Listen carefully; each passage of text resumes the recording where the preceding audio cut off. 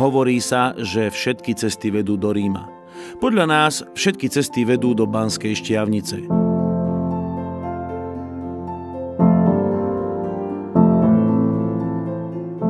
Majú rôzny povrch, rozmanitý charakter. Každá prichádza z inej doliny, ale všetky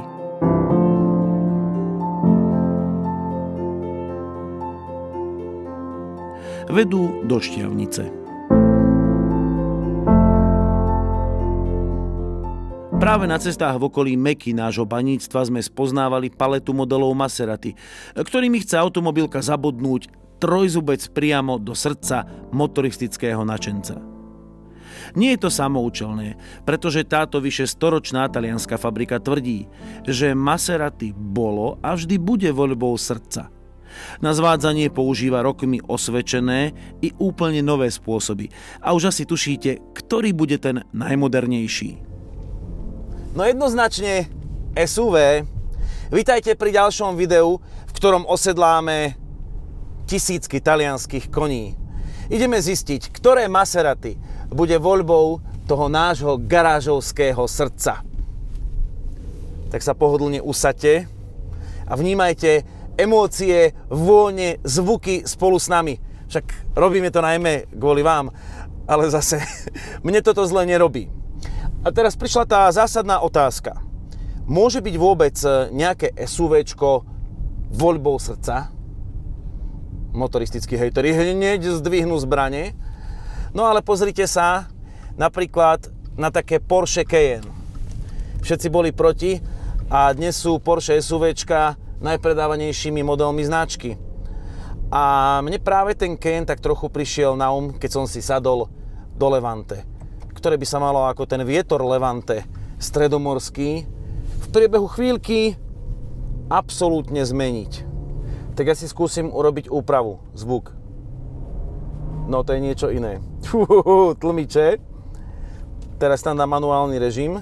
Ešte trošku uvoľníme to ESP na také športovejšie. A Maserati je značka, ktorá si na tú cestu SUVčka k srdcu necháva 6-valec. Nejde do ničoho ostrejšieho, nejde do menších motorov. 6-valec je preplňovaný, má 430 koní, 580 Nm. A ja som zvedavý, ako sa bude tá štvorkolka správať v zákrute, či pomáha tomu zadku, v nájazde tam vidím 100. Bolo to také neutrálne viac menej, ale mám zimné pneumatiky a je teplo, takže sa to nemá do čoho oprieť, ale cítite, keď sa ten benzín zaprie vám do krížov a vystrelí to von.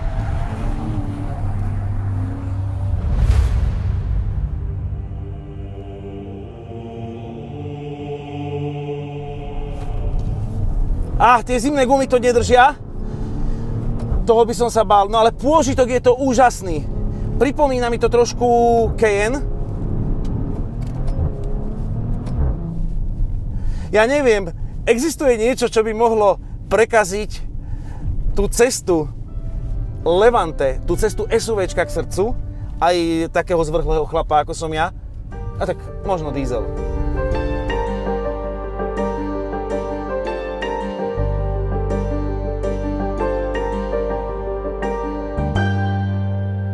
Blá, blá, blá, blá, emócia, blá, blá, srdiečko, Taliansko. Amora spomínal? Si myslíte, robí v garáži, super. Ale kto spraví test Dustera? Šulko. Kto si sadne dozadu? Šulko. Kto dostane diesel? Šulko. No som Maserati. No lebo to je diesel, obyčajný. Nemá to zvuk, prevodovka zastudená, nič moc. Sedadlá. To je tak pre bratov Hochschonerovcov, nie pre mňa, tu lietam. Ale našťastie je tu jedno tlačidlo, ktoré všetko mení. A to myslím úplne všetko. Ja si tu zastanem, aby ste to videli. Začneme zvukom.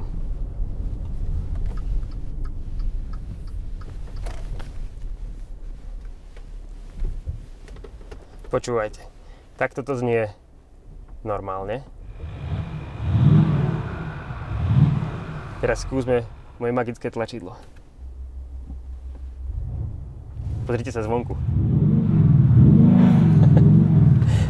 A tým to iba začína.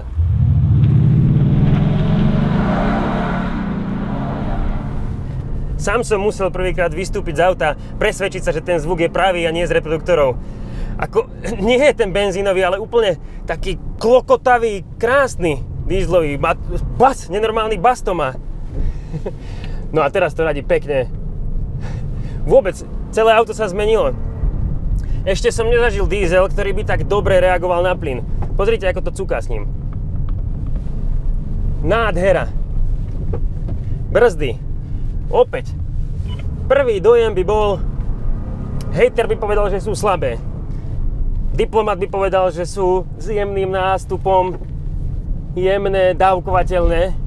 Podstata je ale taká, že na ne treba riadne skočiť, pozrite. Až vtedy brzdia. Čiže toto je láska na druhý pohľad. Prvý dojem je zavádzajúci. Kokpit Levante si ctí všetky atribúty značky a každým pórom tela cítite, že sedíte v Maserati. Našťastie nový modelový rok bude mať už aj lepšiu páku voliča automatickej prevodovky, než tú nešikovnú, ktorá je tu. A na to sa oplatí počkať, rovnako aj na Matrixové LED svetlá. Dieselový 6-valec s výkonom 275 koní nepatrí medzi konštrukčne najmodernejšie, ale asi vďaka tomu neprišiel o istý temperament. Maserati netestujeme pre výpočet USB vstupov, OK. Tak aspoň sedenie vzadu.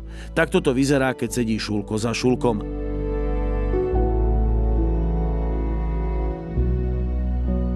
Ale nohavice si nezašpiní. A keď sme pri tej špine, viete si predstaviť, že túto taliansku krásku s perlovým náhrdelníkom zoberiete do terénu a v 21 palcových štekliach? No a už mimo cestu si to dávam do offroadu jedným tlačidlom. Podvozok sa dvíha, vidím to na displeji a takisto sledujem pohon. Práve mi napísal Ride Height Achieved. No keby ste mi pred 10 rokmi povedali, že s Maserati offroad, tak si predstavím nejakú úchylnosť typu s Lambom na šotoline, ale nie, doba pokročila. Stále 50/50 v tomto móde. No a tu radšej pomalšie, pretože 21 palcové disky nie sú práve najvhodnejšie na takéto túry.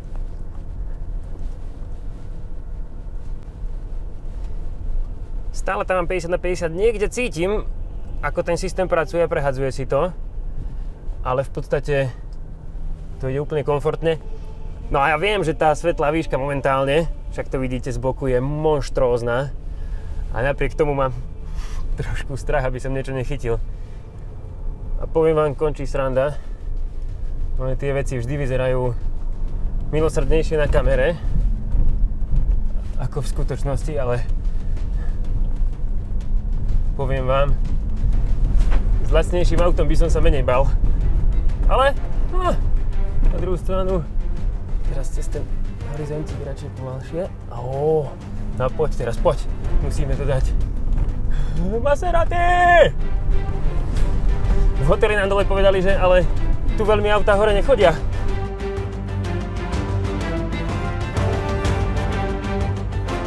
Kamera má byť prostriedkom na zachytenie udalostí, ale garantujeme vám, že práve zlyhala a veľmi zľahčuje tento výjazd. No je tu vrchol. Tak to nebola až taká sranda.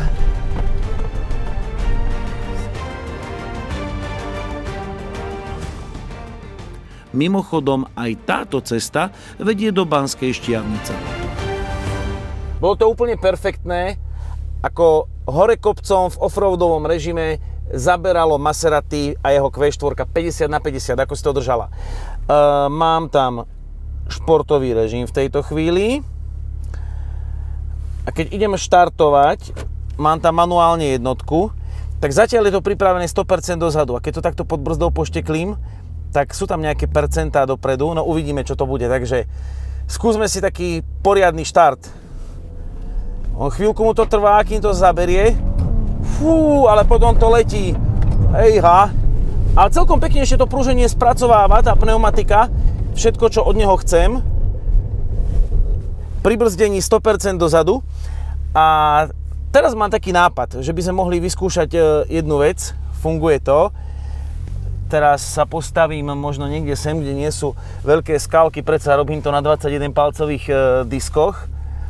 To znamená, chcem akcelerovať rovno, pridám, tak hneď ide dopredu až po 50%, ale keď zatočím, tak tá 100 tam ostáva dlhšie. To vidieť z toho, že tá akcelerácia ide viac na zadok.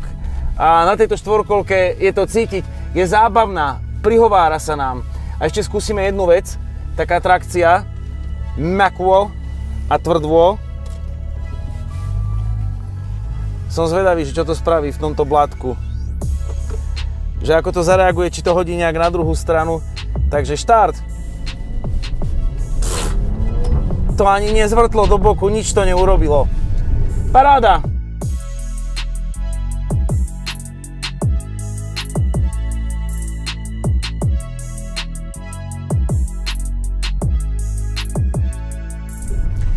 Beriem, že toto je istá cesta k srdcu motoristickému. Viete, teraz by som mohol povedať, toto mi stačí, pretože ja mám rád, ak sa môžem aj v zime vyblázniť, ak nemusím dávať pozor na spoiler. To znamená, že pre mňa by bolo takéto Maserati fajn, keď je tak ovládateľná. Verím, že na snehu by to bolo OK. Ale na druhej strane, mohol by som to povedať bez toho, aby som si nevyskúšal Quattroporte, Ghibli, alebo aj... S-kové Levante necháva priestor pre Trofeo a nehrá sa na SUV-čkový superšport. Okrem šťavnických orgií sme otestovali aj spotrebu na našom okruhu. Podľa metodiky Garage TV má Levante diesel spotrebu 8,3 litra na 100 a benzín 10,7. Ibaže tieto autá sa na takúto metodickú jazdu nekupujú. No a v tej srdcovej jazde sa nožnice medzi motormi roztvárajú. Diesel ide na 9 a benzín na 12,5. Chcel by som byť testovacím jazdcom Maserati, začal som bundou, a to aby som si mohol napríklad porovnať tie modely. Teraz som osedlal to, čo má podľa mňa taký najslávnejší názov, aspoň pre mňa. Quattroporte. To znamená štvordverové, najdlhšie Maserati, ktoré je určené aj na prepravu osôb vzadu. A ja som si jedného dlháňa posadil dozadu. No čo, Šulko, ako sa ti vezie? Výborne. Však ťahá ten motorček. Hej, táto cestička je na to stávaná. Ale nie na ten dlhánsky rázvor, to je ako s autobusom tu. A ja ako keď som sedel v peťke volať vzadu, vieš, úplne na konci toho. Máš dosť miesta? Ako ja myslím, že to bolo ešte na väčších ľudí robené, pretože pozri, koľko mám na nohy miesta a tento pás asi na vyšších bol robený, lebo ma tu škrtí, po kraku mi ide, takto. A aký je zvuk vzadu? Mne príde to Quattroporte také s tou pohonnou jednotkou, to znamená 6-valcom, 4-kolkou a výfukmi, taký najhlbší. Ty si hudobník, tak to nejako vyjadri. Mňa to zaujímalo ale skôr z iného, že či to nebude únavné, vieš, na dlhej ceste. Tak ja ti to môžem vypovedať. Znie to tu lepšie vzadu ako vpredu. To som sa možno, že trochu aj sťažoval pri tom Ghibli, že super je to zvuk, ale málo ho mám vpredu, vnútri. Ale tu by som povedal, že tu ho mám viacej a možno, že dobre, že si vypol, lebo ako na dlhú cestu by som to nedal. Aj tu je pekná tá píla, vyhovuje mi to, ako to hrá. Áno, to auto je veľká masa. Necítim, že by bolo také tak osobné, ako dajme tomu Ghibli alebo Levante. Na druhej strane, keď mu naložíte, vtedy sa dobre správa. A druhá vec, ktorá sa mi páči, je, že ako aj v iných modeloch Maserati si môžem zvoliť športový režim, ktorý hučí, v podstate všetko robí agresívnejším, ale pruženie má mäkšie. Ako hodnotíš komfort, lebo cesta z Vyhní je hore rozbitá. Nestíhal som si uvedomovať. Asi v pohode, skôr je to z tých mäkších Maserati.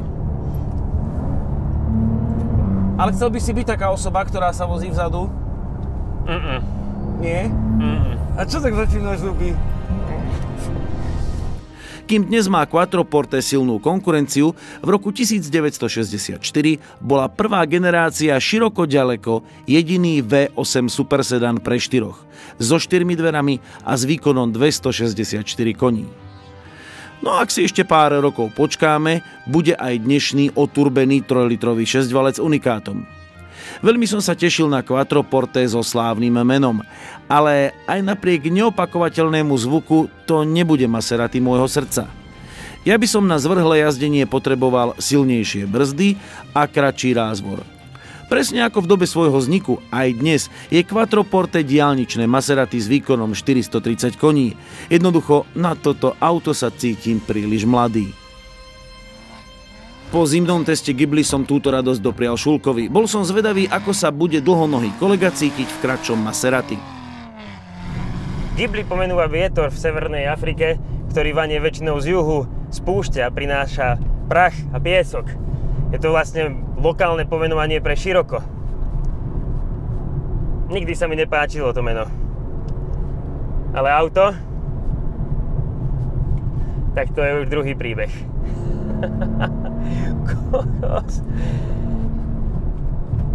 Rovnaký motor ako Quattroporte, aj ako benzínové Levante, ale tu podľa mňa ďaleko lepšie zladené. S prevodovkou, s pohonom.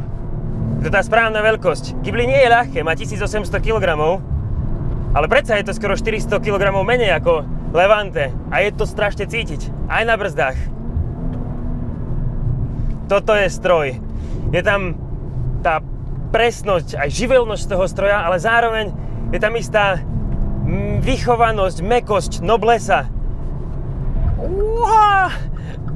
Len tie pneumatiky zimné.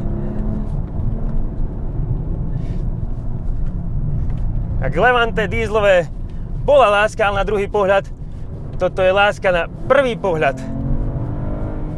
Toto je tá správna veľkosť, dĺžka, váha, výška. Toto je Maserati, ktoré by som chcel. Ghibli je Ghibli. Koncepcii 8-stupňovej automatickej prevodovky a benzínovému 6-valcu v Maserati dáva modernú príchuť. Tuhá karoséria vďaka štvorkolke nehádže zadkom a interiér je v skutku romantický. Ak by sme si mali vybrať medzi Ghibli a Quattroporte s tým istým pohonným ústrojenstvom, tak vyhráva Ghibli, ktoré mi začiatkom roka otvorilo dvere do sveta Maserati. A mám pocit, že idem otvoriť 13. komnatu. Na záver som si nechal najkrajšiu cestu s najkvalitnejším povrchom z Levíc do Banskej Štiavnice a podľa mňa absolútny vrchol Maserati. Aspoň dúfam, že to tak bude. Je to Maserati Gran Turismo Sport. Ak by sa ma niekto opýtal, ako si predstavujem auto kategórie GT, tak poviem, že presne takto. Alebo poviem to inak. Ak by malo nejaké auto splniť moje predstavy o Gran Turisme, tak to bude niečo takéto. Oldschoolové, ktoré vás pozve, v dobrom to myslím, do minulého tisícročia. Toto je model, ktorý ešte asi najlepšie vystihuje niekdajšiu spoluprácu Ferrari a Maserati, keď kráčali bok po boku a Maserati malo byť v podstate také daily car od Ferrari. A ja si myslím, že je to tak. Gran Turismo nemá žiadny prepínač charakteristiky tlmičov. A napriek tomu zvláda všetky cesty, ktoré som mu nastolil. Samozrejme, teraz si to na novom asfalte neskutočne užívam. A v rámci tej koncepcie GTčka so zadným pohonom poviem pár takých charakteristík. Motor pod prednou kapotou, okrem toho, že má rodokmeň vo Ferrari, nemá turbodúchadlo. Je to pravoverná atmosféra. Je to vidlicový 8-valec talianskej konštrukcie, ktorý má objem 4,7 litra, má výkon 460 konských síl, skoro 100 koní na litrík, čiže rezerva tam je. Nie je veľká, ale má 580 Nm. A keď si do tohto auta človek sadne, tak je úplne v inom svete. Krútiaci moment ide od dola, hore. A keď začína byť najsilnejší, tak sa dostáva k slovu výkon. Nič tu neexploduje. To auto je tak lahodné, idete 130 po diaľnici, máte 2400 otáčok, nič sa nedeje. Ja keď si chcem upraviť zvukovú kulisu, tak si to dám do športu, podradím si, dám si manuálnu prevodovku a tu nemáte žiadne tie chrchlania, ktoré robia turbomotory. To také, ja to neviem nazvať, ono to možno nie je falošné. Tuto je spev, a blíži sa zákruta a to autičko sa vám stále len roztáča. A teraz, keď idem na ten horší povrch smerom na Banskú Štiavnicu, tak sa to chytá.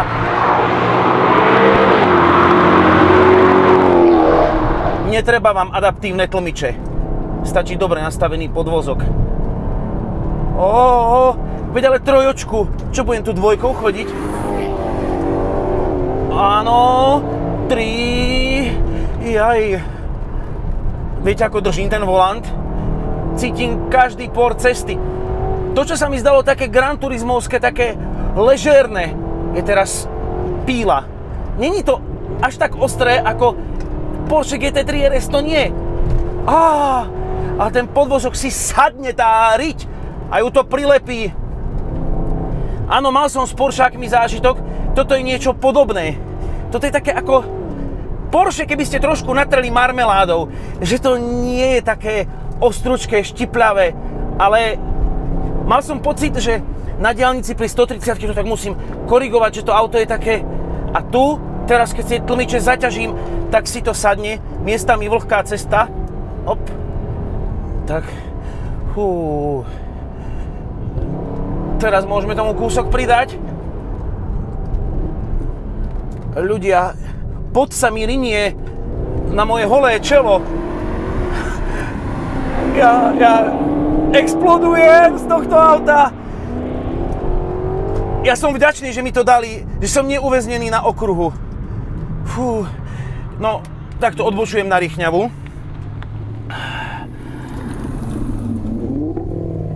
To je tak čisté. To je tak nezbastardené auto. Jediné, čo má na tom akože s prepáčením sere, je to, že na tomto volante nie sú tie funkčné tlačidlá na sport, hej. Tu je ovládanie hlasitosti autorádia, tu je prelaďovanie staníc, nejaký voice control. Switch off, ja neviem, čo ti mám povedať.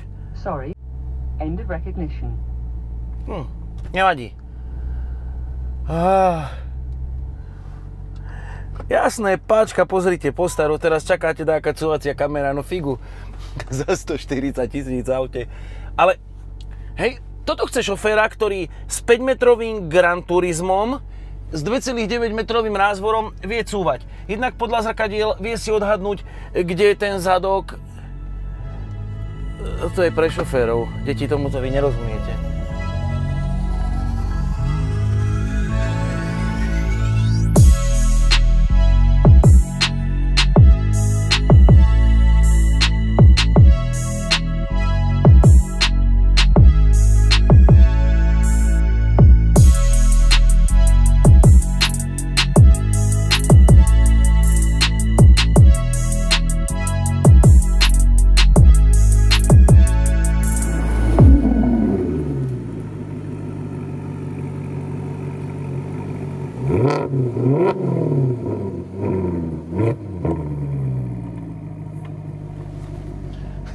Takto si predstavujem reklamu na Maserati. Vidím serpentínami nad nejakú krásnu krajinu, budem sa kochať a vôbec tam nemusí byť more, pretože to ostatné mi dorobí Gran Turismo Sport. To je auto, ktoré ma bodlo rovno do srdca, podobne ako nedávno Poršáky na okruhu. Jednoducho som vypnutý s tvárou, ale hlavne z toho, ako to auto jazdí, ako vám ponúka to pravé. A tie veci nemusia byť navonok príliš nápadné. Výfuky sú veľké, široké blatníky, ale je to všetko také decentné, také uhladené. Jednoducho ten dizajn má čo do seba a napríklad ten integrovaný spoiler je úžasný. A viete čo? On normálne funguje aj vtedy, keď auto stojí. lebo keď chcete otvoriť to veko, tak si myslíte, čo, elektronika? Nechcem ju pretláčať? Potom zistíte, že to treba takto zdvihnúť, že treba prekonať možno aj tie spery alebo tú váhu toho. Celé to má 1800 kg, čo nie je málo, ale ide to ako jašterička. A batožinový priestor v podstate na túto kategóriu auta postačujúci. Máme tam to, čo potrebujeme, takže aj za kufor som OK. Možno ste si o nejakom 10-ročnom aute povedali: toto keby sa dnes vyrábalo, tak si ho okamžite kúpim. A Maserati to robí s GT-čkom stále. Už malo aj skončiť a stále je tu. A hoci na palubnej doske, povedzme si úprimne, zastal čas, hodinky skutočného Maserati tikajú stále. Lebo motor, podvozok a v tomto prípade aj zvuk robí auto autom. A trojzubec vás triafa rovno medzi chlopne.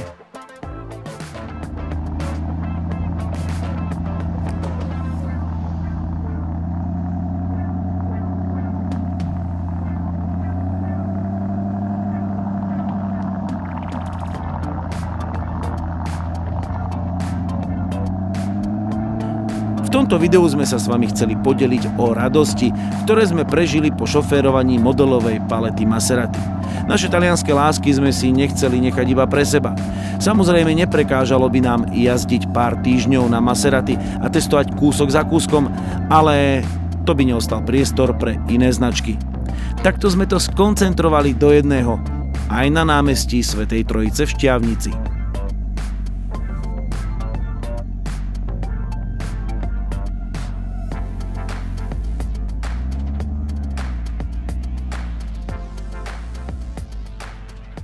Končí sa náš test, normálne som dojatý.